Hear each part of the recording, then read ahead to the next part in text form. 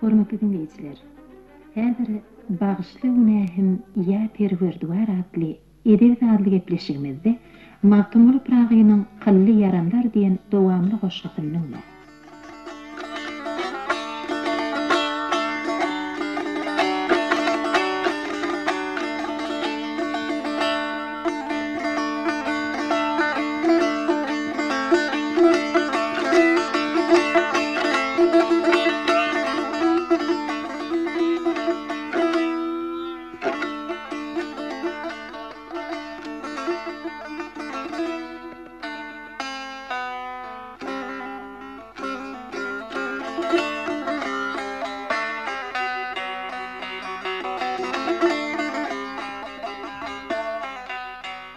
Hamid aýdaýyn, ol yaradan Hudaýa,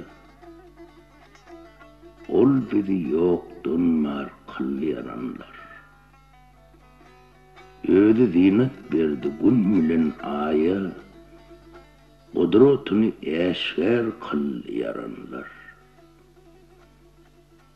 Barçanyň atasy, ol adam sabi, ondan peyda bollu sansız münnevi, hasıl olmay, hiç birinin matlabi, dünya gelip, ağlap etti yaranlar. Peygamber barının ovvalı adam, ahir Muhammed, olurdur hatam, çariyarlar bollu olary hemdem, Resulu köp hyzmat kylýaranlar. Çariyarlar hak dip gözden ýaş etdi, olar yamanlykdan özün taş etdi. Ali bir ille ýok ýagşy iş etdi, garip Magtymyly aýtdy yaranlar. Ali'nin işine bir gıda geldi. Kol goşurup, hayır dualar kıldı. Bir hatınım vardı. Hassala güllü. Bir gıydım yaş kaldı dedi yaranlar. Dedi, şul maksadım sana arzım var. Musulman men sünnetim var, pardım var. Bir cehitten 40.000 tylla kardım var. Maňa bir hayır edin, diýdi yaranlar.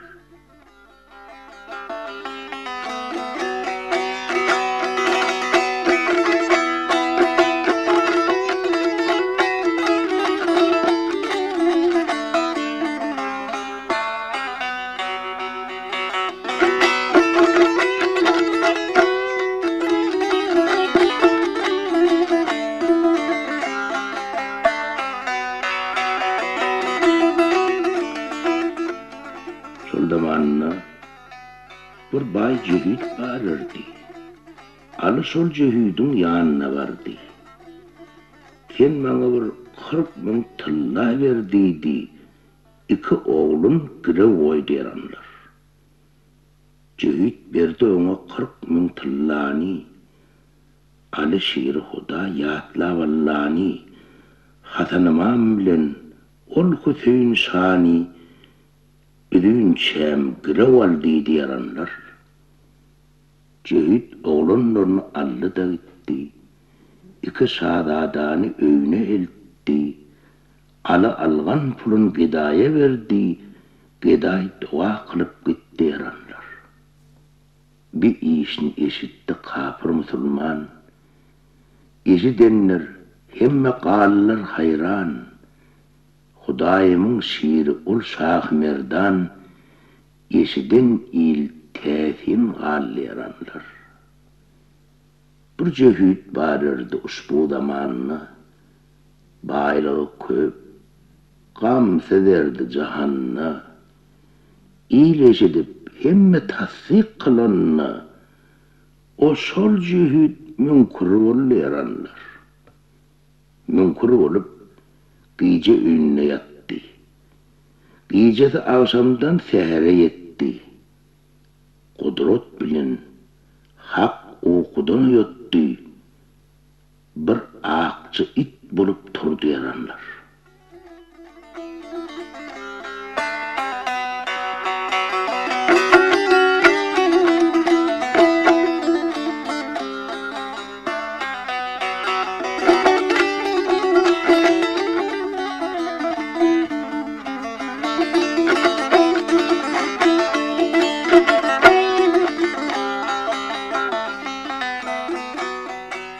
Ağıt bulup, illin ondan saylanıp, adam suratından ite aylanıp, aklı yerine bir ağıt bulup, işikten çıkmağa bardı yaranlar.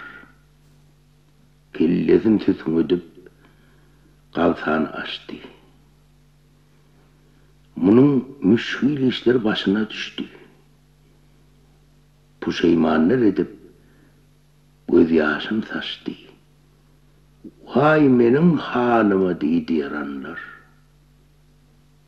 Çare tapman yeni işikten girdi. Oğlum sok hemme uykuda erdi. Cövcövlep ayarının yanına vardı. Manglayını yüzün koydu yaranlar. Ayalı hop bilen tiskinip durdu. Oğlum sokları uykuda erdi. Öyde it bardı, bardı turdu. Her kaysa bir tayak allı yaranlar. Olsa itin tayak bilen urdular. Yerlerden köplep adar verdiler. Tek olları yadağın çağırdılar. Muşakkut adaplar tarttı yaranlar. Ahir alacı yok. Ol öyden çıktı. Gözünden kan bilen yaşların nöktü. Özgü yerge gitmey ayarına baktı. Ayal hayran bulup kallı yaranlar. Niçik ite kennip onunla ol denan. Ol ite rehim edip berdi ona nan. Nan merseler daşa dönü ol zaman. İl görmeyen azap vurdu yaranlar. Su verip vurdular ona ol zaman. Boğazdan ötmeyen bollu ona kan. Hemme vurun ona kalılar hayran. Köp yaman azaplar tarttı yaranlar. Yine onu kovladılar, urdular. Yet deyip köp azaplar verdiler. Onu kovlap, oyan sürdüler. Bir çöl ve yavana çaktı yaranlar. Ol gitti çöl bilen, gözleri gırıyan. Bir sansız köp ite yoluktu ol zaman. Ara alıp azap verdiler çennan. Ağdası karagan bollu yaranlar. Köp azaplar tarttı ol itmeyi çare.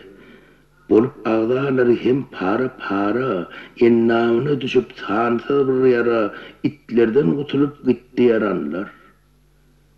Bir çöl vardı. Ol berri mecnun, yollar kumluk kova ısık erde çın. Beyvana varıp, halı köp vevun dilleri ağzından çaktı yaranlar. Ol it bolup, sonça cedasın taptı. Susuzluktan ağzı burnu hem kepti. Meydan görse su deyip sağlama çaptı. Köp at dilin sallap yürüdü yaranlar.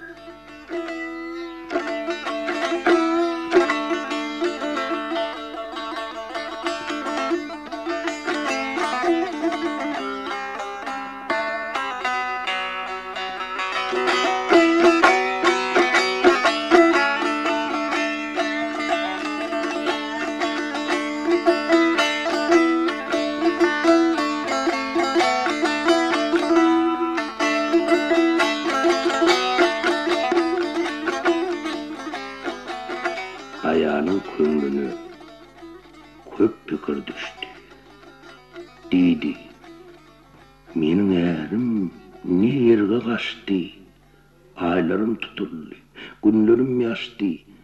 Erimden derek yok dedi yaranlar. Şöyle yağımda karımama varırdı. Palgurrudan her bir işten bilirdi.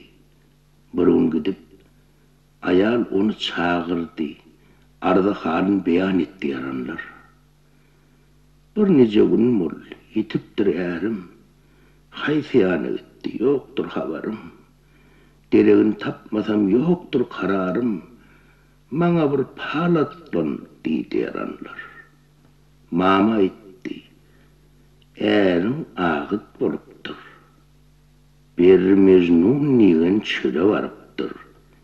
Tuğsulluktan dilin sallap yörüptür. Sebebi münkurluk deydi yaranlar. Ali'nin işine bir gıday gelmiş. 40 bin tılla kardım var deyip yalvarmış. Ali iki oğlun çın girev koymuş. Halk eşidip hayran alli yaranlar. Emme halkınınıp tasdik kılıptır. Yedileti Ali'ye hayran alıptır. Senin erin onu münkur oluptur. Şu sebepten ağıt bollu yaranlar. Ayağına etti. Maslahat bir Mahmudcan. Ne iş bilen erim kolga salar men. Erim tapmay nice karar kılar men. Mahmudcan genç verdi yaranlar. Mama etti. Bir mecnunga bargın. Erin bir ağıttır. Tanagın, görgün. Ol çölle başka it yoktur, bilgin. İt görsün erindir deydi yaranlar. Tanıysan, kolunu bir yüp algın. Ol yüpü ağıtın boynuna salgın. Tüylep Medine'ye sen alıp gelgin. Peygamberi görköz deydi yaranlar.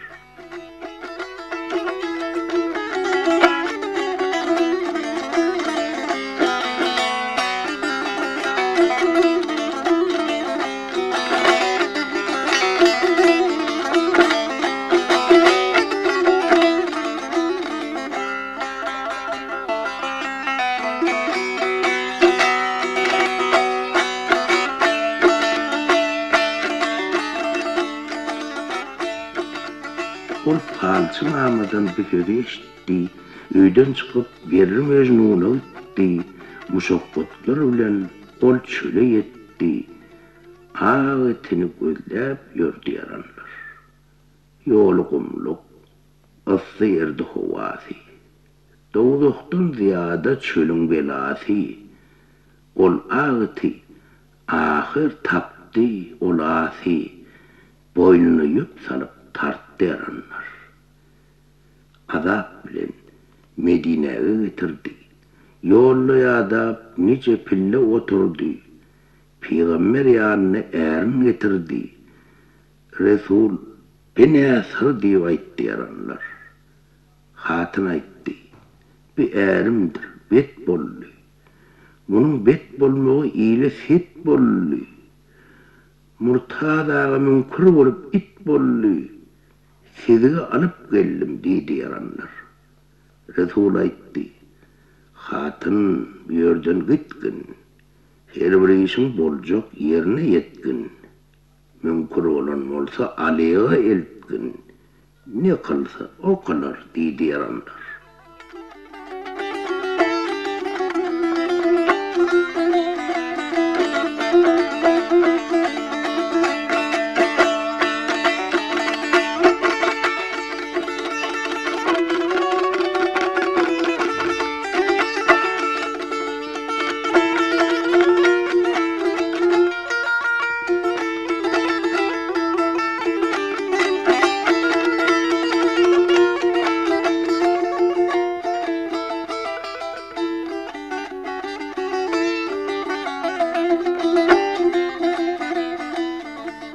Ol hatının canı kanlı belağı.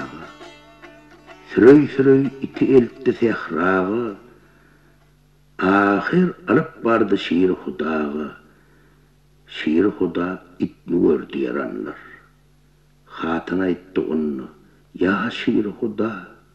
Bul menin erimdir, ödümü hemra. Size münkur olun bu ası gumra. İnni alıp geldim deydi yaranlar. İnni alıp geldim. Ya Şah Merdan, Qaradır yüzleri, munnudur usyan, günahsın mağışlan, yaşir soğukan, ıhtiyarsiz deydi yaranlar. Alı bu hatından sözün eşitti, ona rehmi gelip günahsın öttü. Ey münkür deyip bir şappadı darttı, adam sapadını gelli yaranlar.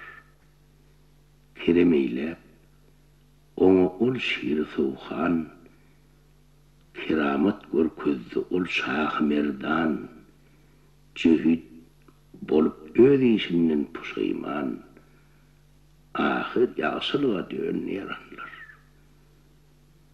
Eğer hatın ikisi kelime aydıp, Musulman mollullar rayından gaydıp, bular bir iş bilen murada yetip, Hudağa köp şükür kıllı yaranlar.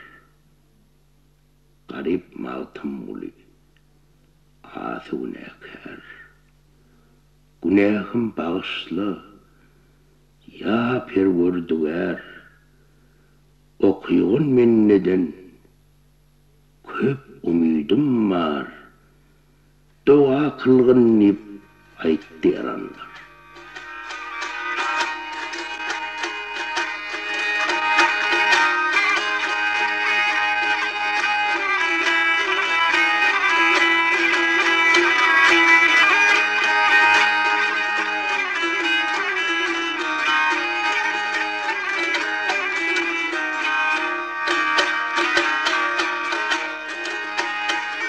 Arkadaşlar karaya ayrılır hayranız Ölür görücüm gözü mihman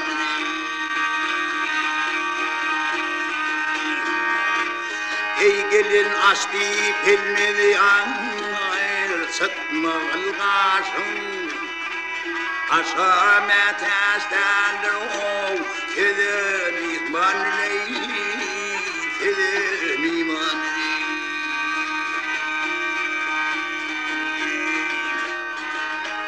Haki aydır tanım hakkın korkuyma Şeytan ara düşüren koymaz yerkini Kuvan mağın yan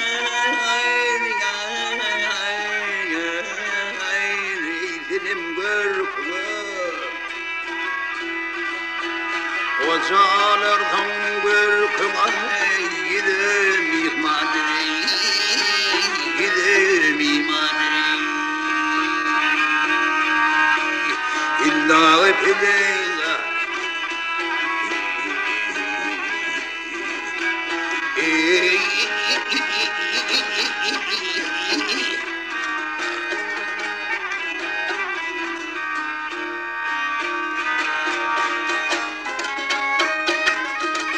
Hep bir dünya yüzüne yayır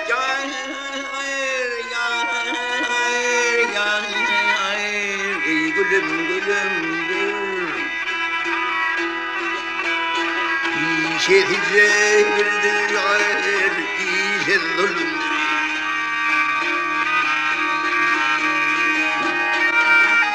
Hirne çeyay çatın yayır Bir gün ölümdür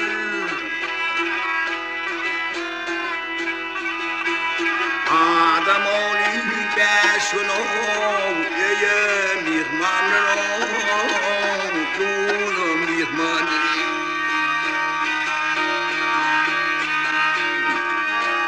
Martam muli aydan İyiler ölümde Gülüm yakamdadır korkum gözümde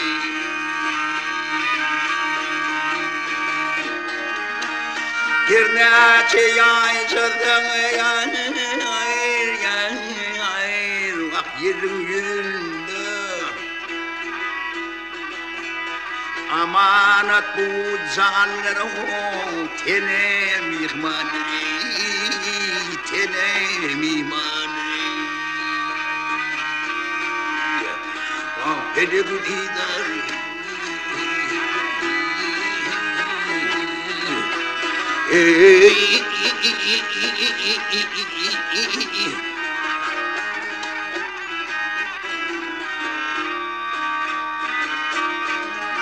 tek gelin aç deyip gelmez yar çatmağılarsın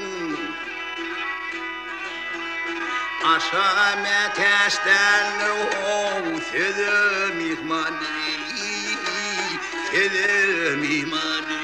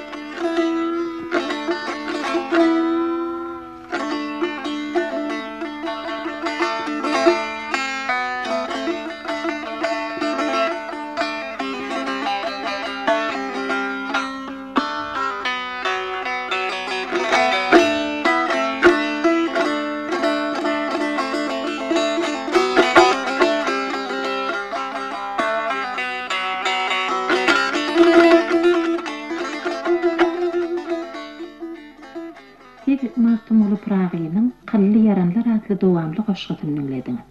Okady Türkmenistanyň halk artisti Jumaýat Muratov.